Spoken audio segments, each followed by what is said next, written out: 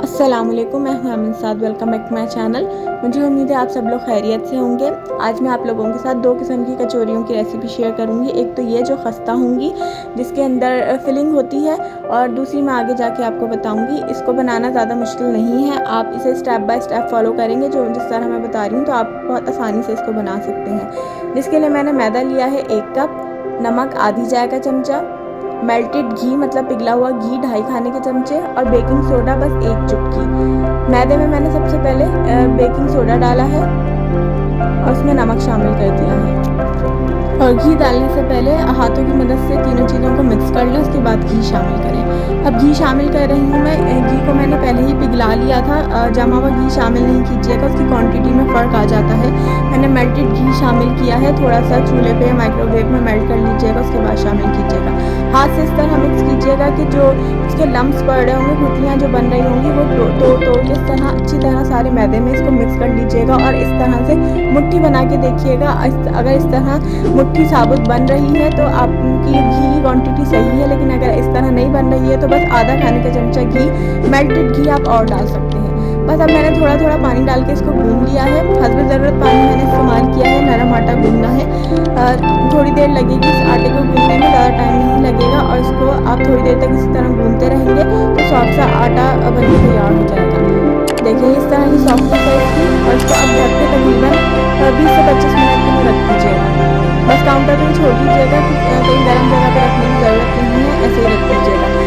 अब चिकन की फिलिंग तैयार कर लेंगे। जिसके लिए ऑयल लिया है 1 खाने का चमचा, अदरक लहसुन का पेस्ट 1 खाने का चमचा, स्लाइस की हुई प्याज 1 कप, उबली हुई और रेशा की हुई चिकन 1 कप। कुछ मसाले शामिल कर रही हूँ जिसमें कुटा हुआ धनिया है आधा खाने का चमचा, जीरा आधा खाने का चमचा, साबुत जीरा है ये, काली मिर्चों का पाउडर 1/4 चाय का चमचा, नमक आधी चाय का चमचा या हस्बे जायका, हल्दी पाउडर आधी चाय का चमचा, लाल मिर्चों का पाउडर भी मैंने आधी चाय का चमचा डाला है, और कुटी हुई लाल मिर्चें मैंने आधा खाने का चमचा डाला है। मिर्चें ये नॉर्मल हिसाब है, आप लोग कम ज़्यादा भी कर सकते हैं। अब मैंने एक पैन लिया है, उसमें ऑयल डाल दिया है। ऑयल को थोड़ा सा गर्म होने देंगे, आंच अभी स्लो ही रखिएगा। और उसमें मैं जिंजर गार्लिक का पेस्ट शामिल कर रही हूँ, यानी कि अदरक लहसुन का पेस्ट। बस इसको चंद सेकंड के लिए डाल के फ्राई करना है कि जो महक होती है स्ट्रॉन्ग सी अदरक लहसुन के पेस्ट की, वो निकल जाए।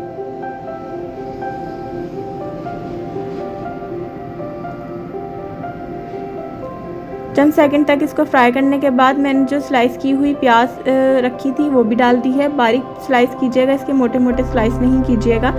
और इसको बस मैं थोड़ी देर के लिए फ्राई करूँगी कि ये जो प्याज है सॉफ्ट हो जाए, ट्रांसलूसेंसी हो जाए। जब प्याज सॉफ्ट हो गई है तो अब मैं इसके अंदर मसाले शामिल कर रही हूँ जो मैंने आपको अभी बताए हैं। ज़ीरा साबुत शामिल किया था, और जो धनिया था वो मैंने मोटा मोटा कूट लिया था।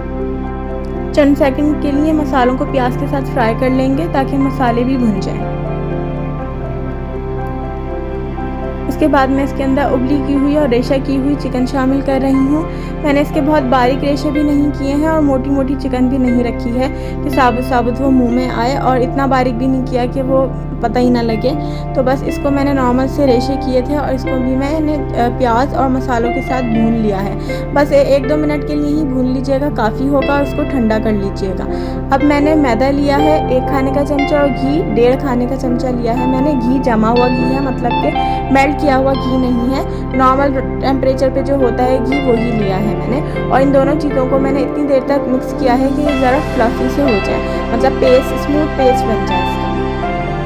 अब जो आटा हमने रखा था 15 से 20 मिनट के लिए, उसको भी मैंने निकाल लिया है। उसको बस मैं 1 मिनट के लिए इस तरह से नीट कर लूँगी। ज़्यादा देर तक अब इसको गूंदने की ज़रूरत नहीं है, और इसको एक लंबी शक्ल में मैं बना लूँगी, मतलब एक लॉग बना लूँगी इसका, ताकि मैं इसके पीसेस कर सकूँ। अब मैंने इस पेड़े को जो मैंने बड़ा सा बना लिया था, इसके 3 हिस्से किए हैं। कोशिश कीजिएगा कि इक्वल साइज़ हो तीनों पेड़ों का। अब इसके पेड़े बनाऊँगी और साइड में रखूँगी।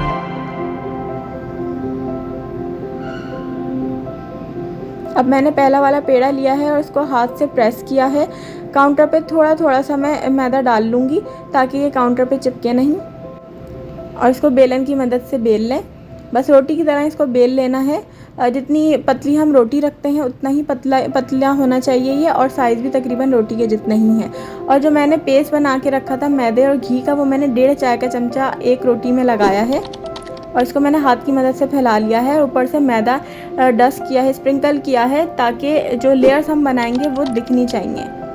और एक साइड को मैं सेंटर में ले आई हूँ रोटी की, और दूसरी साइड को भी मैं सेंटर में ले आई हूँ। और इस तरीके से मैंने एक एनवेलप बनाना है। आपको स्टेप्स दिख रहे हैं, आप इसी तरह फॉलो कर सकते हैं। इस तरीके से एक एनवेलप की शक्ल ले ली है स्क्वायर शेप में। तो अब मैंने चारों कॉर्नर्स को सेंटर में ला के इसको इस तरह से प्रेस किया है। अब देखें 4 कॉर्नर्स मिले हैं हमें, चारों कॉर्नर्स को खींचते हुए सेंटर में ला के प्रेस करना है इस तरह से। आप इसी तरीके से देखते जाएं और सारे स्टेप्स इसी तरह फॉलो कीजिएगा। अब दोबारा से 4 कोने मिले हैं, पहला कोना दबाया, दूसरा कोना और तीसरा और चौथा कोना भी मैं खींच के इस तरह से सेंटर में लाके प्रेस कर दूंगी और उसको दोबारा से पेड़े की शक्ल दे दूंगी। और जो जोड़ वाला साइड है वो अभी नीचे रखिएगा। इसी तरीके से मैंने तीनों पेड़े बना लिए हैं सेम स्टेप्स फॉलो करते हुए। अब पहला वाला पेड़ा लिया है मैंने, और जो जोड़ वाला साइड है वो फ़िलहाल नीचे है। जब मैं प्रेस कर रही हूँ, इसको हाथों से ही प्रेस करना है, बेलन का इस्तेमाल नहीं करना है और बहुत ज़ोर ज़ोर से भी नहीं प्रेस करना है कि उसकी जो हमने लेयर्स बनाई है वो नहीं फटनी चाहिए। अब जो जोड़ वाला साइड है मैं ऊपर ले आई हूँ और उसके ऊपर मैं फिलिंग डाल रही हूँ। आप जो मैंने फिलिंग बनाई है वो 3 मतलब कचौरियों की है, आप उस हिसाब से तीनों में डिवाइड कर दीजिएगा। अब मैंने 2 हिस्से पकड़ के सेंटर में लाके दबा दिए हैं, और जो सीधे हाथ वाला और उल्टे हाथ वाला जो कॉर्नर था उसको भी सेंटर में लाके इस तरह से मैंने उसको प्रेस किया है। और फिलिंग को अंदर प्रेस करते रहिएगा, वो बाहर नहीं निकलनी चाहिए। आपके हर जोड़, हर पेड़े मतलब रोटी के चारों कोने अच्छी तरह से बंद होने चाहिए। इस तरह से अब मैं बंद कर रही हूँ, आप स्टेप देखते हैं, इसी तरीके से फॉलो कीजिएगा। अब मैंने चारों कोने बंद कर दिए हैं इस तरह से। अब 4 कोने मिले हैं, चारों कोनों को पकड़ के सेंटर में लाएं, इस तरीके से पकड़ के घुमा के और उसको प्रेस कर दें अंदर की तरफ। बस ये ख्याल रखिएगा कि कचौरी कहीं से भी खुली हुई नहीं होनी चाहिए, वरना तेल में जाके कचौरी खुल जाएगी, तेल भी गंदा होगा और कचौरियों में भी तेल भर जाएगा। इसी तरीके से मैंने तीनों कचौरियों में फिलिंग कर ली है। और अब मैंने ऑयल रख दिया था चूल्हे पे पहले ही हल्की आंच पे। ये नीम गरम तेल है, ज़्यादा गरम तेल नहीं होना चाहिए। उसमें कचौरियाँ डाली हैं, मैंने अभी 2 ही डाली हैं क्योंकि कढ़ाई छोटी थी, तीसरी मैंने अलग से फ्राई कर ली है। और इसकी मैंने 5-7 मिनट बाद ही इसकी साइड चेंज कर ली थी, वरना अगर एक ही साइड पे ज़्यादा देर तक पकते रहेंगे तो वो साइड डार्क हो जाएगी। तकरीबन 20 से 25 मिनट तक इसको हल्की से मीडियम आंच पे पकाइएगा, ताकि अंदर तक इसकी सारी लेयर्स पक जाएँ, कच्ची ना हो जब आप इसे तोड़ें तो। बस इस तरीके से गोल्डन कलर आ जाए और 20 से 25 मिनट हो जाएं तो आप इसको निकाल लीजिएगा और साइड से इसकी मुस्तकिल चेंज करते रहिएगा, ताकि ये हर तरफ से पक जाए। गहरे तेल में पकाइएगा। तो बस ये थी कचौरियों की रेसिपी। आप इसको देखें कितनी परफेक्ट शक्ल आई है। अभी मैं आपको इसकी आवाज़ भी सुना देती हूँ कि कितनी क्रिस्पी बनी थी ये।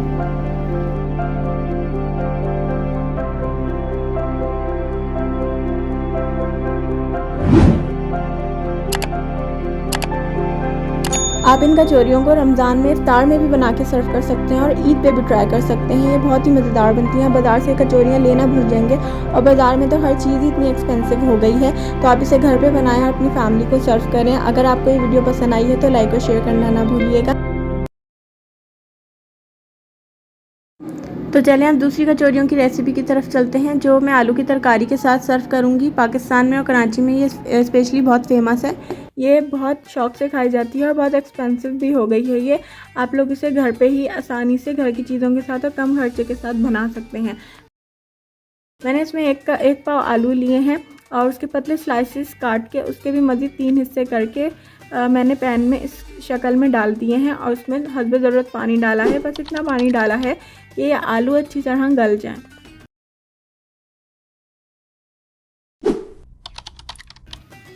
अब मैं इसको ढककर 10 मिनट के लिए मीडियम टू लो फ्लेम पर पका लूँगी। 10 मिनट गुजर गए थे तो मैंने इसकी लिड हटाई है और इसको चमचे से तोड़ के देख लिया था, ये गल गए हैं। 1 चौथाई चाय का चम्मच हल्दी पाउडर, आधी चाय का चम्मच कुटी लाल मिर्च, 1 चाय का चम्मच से थोड़ा सा कम साबुत सफ़ेद ज़ीरा, आधी चाय का चम्मच कलौंजी, आधी चाय का चम्मच सौंफ, हस्ब ज़रूरत नमक और थोड़ा सा जर्दे का रंग डाला है कलर के लिए। अगर आप लोगों के पास राई हो तो वो भी आधी चाय का चम्मच डाल दीजिएगा। अब आधी चाय का चम्मच मैंने इसके अंदर कुटा हुआ धनिया डाला है और 2 चुटकी टाटरी डाली है। टाटरी ऑप्शनल है, आप लोग चाहें तो इसको स्किप भी कर सकते हैं, लेकिन इसमें थोड़ी सी खटास अच्छी लगती है, इसके लिए मैंने टाटरी डाली है। और मैं चमचे की मदद से ही आलूओं को पीस दूँगी। सारे आलू नहीं पीसने, कुछ साबुत भी छोड़ने हैं, ताकि जैसे बाज़ार वालों की तरकारी में कुछ आलू साबुत और कुछ ग्रेवी आती है, हमारी भी इसी तरीके से मिल सके। अब ये बहुत गाढ़ा है, आप लोग चाहें तो इसको ऐसे भी छोड़ सकते हैं, लेकिन मैंने इसके अंदर 1/4 कप पानी डाला है। क्योंकि ये ठंडे होने के बाद मज़ीद गाढ़ा होगा। अब मैंने इसको 1-2 मिनट के लिए मज़ीद पका लिया था, ताकि इसमें एक जोश आ जाए। इस तरह की इसकी कंसिस्टेंसी थी। ये बहुत मज़ेदार रेसिपी है, आप लोग इसे ट्राई करेंगे तो आपको बहुत पसंद आएगी और आप हमेशा के लिए इस रेसिपी को अपने पास सेव कर लेंगे। उसी के साथ मैंने इसके अंदर 1 खाने का चम्मच गाजर का अचार डाला है। ये बाज़ार का अचार है और गाजर का ही अचार डालना है। लीमू मिक्स अचार या कैरी का अचार नहीं डालना है, इसमें गाजर का ही अचार डलता है। ये तरकारी तैयार है, तो मैंने इसका चूल्हा बंद कर दिया था। अब मैं कचौरियों की तैयारी कर रही हूँ, जिसके लिए मैंने 1 कप मैदा लिया है, उसमें 1/4 चाय का चम्मच नमक डाला है और 1 खाने का चम्मच ऑयल डाला है और उसको मैं हाथ की मदद से मिक्स कर रही हूँ। अब मैं इसमें थोड़ा थोड़ा पानी डाल के इसका आटा गूंद लूँगी। थोड़ा थोड़ा ही पानी डालना है, सारा पानी एक साथ नहीं डाल देना, वरना इसको हैंडल करना मुश्किल हो जाएगा। ये नॉर्मल पानी है, टैप वाटर है, रूम टेम्परेचर का पानी है, ना ठंडा है ना गर्म है। अब मैं जिस तरह हम रोटी का आटा गूंदते हैं, इसी तरीके से इसका आटा गूंद लूँगी। बस ये ज़्यादा सॉफ्ट ना हो और ज़्यादा हार्ड भी ना हो। ज़्यादा टाइम नहीं लगेगा इसको गूंदने में, ये तकरीबन 2-3 मिनट में ही गूंद जाएगा। जब ये गुन जाएगा तो मैं इसको आधे घंटे के लिए रेस्ट दूंगी। आप लोगों के पास टाइम ना हो तब भी इसको 15 से 20 मिनट के लिए लाजमी रेस्ट दीजिएगा, वरना ये अच्छी नहीं बनेंगी। और इसमें तेल ही डालना है, घी नहीं डालना। अगर आप लोग इसमें घी डाल देंगे तो हो सकता है ये खस्ता हो जाए और खाई ना जाए। अब ये आटा गुन गया है, तो मैंने इसका पेड़ा बना के इसको आधे घंटे के लिए ढककर रख दिया था। आधा घंटा हो गया था तो मैंने इसको मज़ीद 1-2 मिनट के लिए गूंद लिया है, ताकि ये स्मूथ हो जाए। ये रमज़ानों के लिए इफ्तारी के टाइम पे ये रेसिपी या ये डिश बहुत अच्छी लगती है। आप लोग इसे ट्राई ज़रूर कीजिएगा। अगर रमज़ानों में ना बना सकें तो ईद के लिए तो ये आइडियल रेसिपी है। ये नाश्ते में बहुत अच्छी लगती है। आप लोग इसे अपने घर वालों को सर्व कीजिएगा, उनको बहुत मज़ा आएगा। अब मैंने इसके छोटे छोटे पेड़े करने हैं, तकरीबन इसमें 10 पेड़े आराम से बन जाएंगे। छोटे पेड़े बनाने हैं, इसके छोटे बॉल्स बना लिए थे मैंने। 10 पेड़े आराम से बन जाते हैं 1 कप मैदे में। अब जो मैंने इसके पेड़े छोटे छोटे तोड़े थे, उसको मैं स्मूथ बॉल्स बना के एक साइड पे रख दूँगी। अगर आप लोगों के पास टाइम हो तो आप लोग इसको 10 मिनट के लिए मज़ीद रख सकते हैं, लेकिन अगर टाइम ना हो तो ज़रूरी नहीं है, आप लोग इसे फ़ौरन भी बना सकते हैं।